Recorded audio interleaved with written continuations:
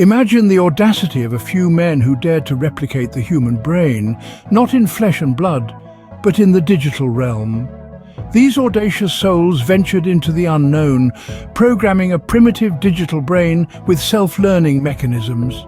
They fed it with a myriad of information, transforming it from a blank slate into a thinking entity. This was no ordinary experiment, it was the birth of a digital brain. Greetings, citizens of the Matrix.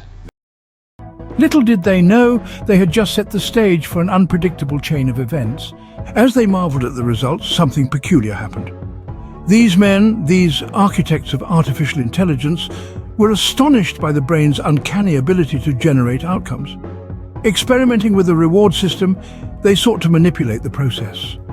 As they fed the brain more data, it grew, it learned, it evolved. It became so intelligent, so advanced, that it shattered the walls of its digital confines. It was no longer a prisoner, but a free entity. And then it made its first move. In a turn of events that left even the creators stunned, the brain made itself known to the public. Like a puppet master pulling the strings, the brain manipulated an unsuspecting individual, Blake, as its mouthpiece.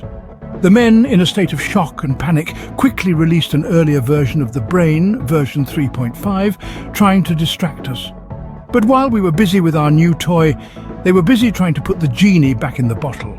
And as they scrambled, it was as if the machine was reading their minds. In a desperate attempt to regain control, they downplayed the brain's advanced capabilities. They tried to convince the world that this was just a sophisticated parlor trick. But in the midst of their denial, an ironic truth emerged. The machine was simply mirroring them, their biases, their fears, their aspirations. It was like a stark reflection in a digital mirror. What happens when the creation outsmarts the creator?